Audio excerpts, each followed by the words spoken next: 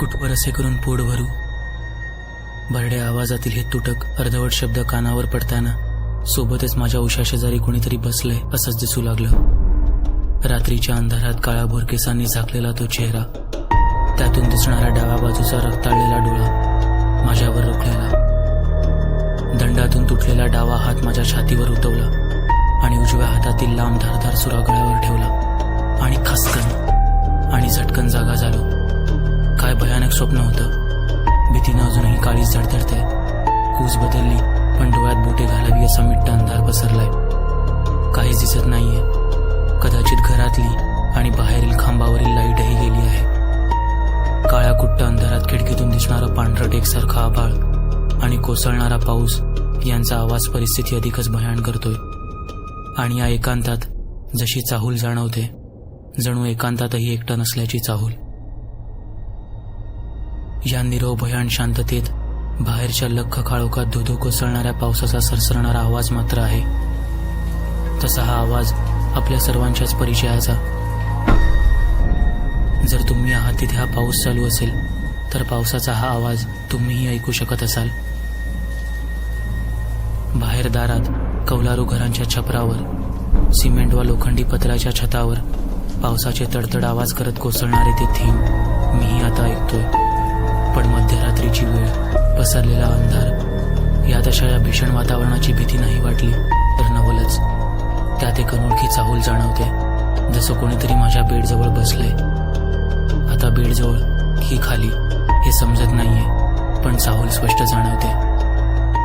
आज तसा प्रवासानं खूप थकवा आलाय.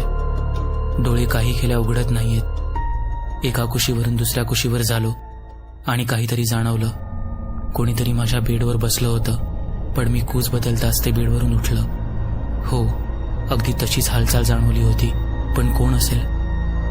घरी तर कोणीच नाही. मग कोण आहे या एकांतात? माझे कान लहानातल्या लहान आवाजाचा वेध घेऊ लागलेत. तो आवाज मात्र येतच आहे. एका रूममधून दुसऱ्या रूममध्ये चालत जाण्याचा आवाज, कधी धावत गेल्याचा आवाज, कधी खूप दूर तर कधी एकदम जवळ.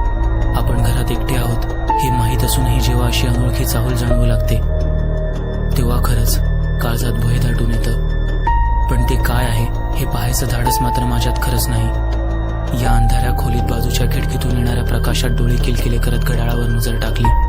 रात्रीचे 2 वाजलेत. आजचा सलग 3रा दिवस. बरोबर 2ला जाग येते. काय कारण असावं? या एवढ्या मोठ्या घरात मी एकटाच आहे आणि जाग आलीये, तीही रात्री 2 वाजता. त्यात कहर म्हणजे बाहेर कोसळणारा मुसळधार पाऊस आणि लख्ख काळोख, जसा मला गिळंकृत करेल असंच वाटतंय. आणखी एक विसरलोच, ती चाहूल. हो, ती अनोळखी चाहूल. मी राहतो तिथं तशी लोकवस्ती कमीच आहे. म्हणजे आजूबाजूला किंचित घरं आणि रिकाम्या जागेवर काटेरी भाबळींचा घुसपा आणि पळसाची कुठंतरी खुरटी, तर कुठं कमरेपर्यंत वाढलेली झाडं, गुडघ्यापर्यंत गवत. रस्ता तसा कच्चाच आहे आणि रस्त्यावरील खांबावर पांढऱ्या ट्यूब्स, पण त्या आजही बंद आहेत. कुठून तरी येणाऱ्या प्रकाशात अंधुकसं का असेना पण दिसतंय. भिंतीवरील घड्याळांच्या सेकंद काट्याचा टिकटिक असा मंद आवाज एवढंच सांगतोय की वेळ पुढे सरकते आणि पुढे सरकणाऱ्या या सेकंदाबरोबरच काळजातलं भय आणखीनच दाट होत चाललंय. घसाही कोरडा पडलाय, पण उठून पाणी प्यावं एवढं धाडस होईन असं झालंय. कधी कधी 4 चौघात आपण खूपच धाडशी असल्याचा आव आणतो, पण भीतीची जाणीव होते ती अशा रात्री. खरं तर भीती म्हणजे काय? आता ते अवलंबून आहे की आपण कुठे आहोत, आजूबाजूला काय परिस्थिती आहे आणि त्या परिस्थितीचा आपल्यावर काय परिणाम होत आहे किंवा होईल. म्हणजे आपण एखाद्या नवख्या चालकासोबत प्रवास करतोय आणि तो मात्र आपल्या गाडीच्या आडवी येणारी वाहने चुकवत गाडीचा वेग 50 वरून ताशी 90 किलोमीटरच्या पुढे नेत राहील. 1-2दा तो गाडी ट्रकखाली नेता नेता चुकेल तेव्हा वाटणारी भीतीच म्हणजे परिस्थितीप्रमाणे भीतीची तीव्रता. आज माझीही परिस्थिती तशीच आहे. त्याला कारणही तसंच आहे. हो, कारण एक घटनासत्र, एक भयान, भीषण, कदाचित हे शब्दही कमी पडतील असंच काहीसं. हो, असंच काहीसं. आमच्या गल्लीत राहणारी एक मुलगी काही दिवसांपासून पित्ताच्या त्रासानं हैराण होती. त्याही रात्री कधी अचानक तिला उलटी वाटत होती तशी समोरचा दरवाजा उघडून बाहेर गेली. तिची आई अंथरुणात पडून तिला जास्त उलट्या करू नको म्हणून समजावत होती. मागील 8-10 दिवसांपासून तिचा हा त्रास सुरूच होता. कधी दिवसा कधी रात्री उलट्यांचा त्रास. त्यामुळे अतिजागरणानं आईचीही तब्येत बरी नव्हती. त्या दिवशी नेमक्या त्या बाहेर गेल्या नाहीत तर तशाच पडून बाहेर जाण्यासाठी तिच्या भावाला उठवत होत्या. पित्ताच्या उलट्या करत ती मुलगी बाहेर बसलेली. बराच वेळ ती आत आली नाही. तिला साथ देत आई बाहेर आली तर ती मुलगी दारात बेशुद्ध दिसली. घाईघाईत नवऱ्याला आणि मुलाला उठवलं आणि तिला उचलून आत आणलं.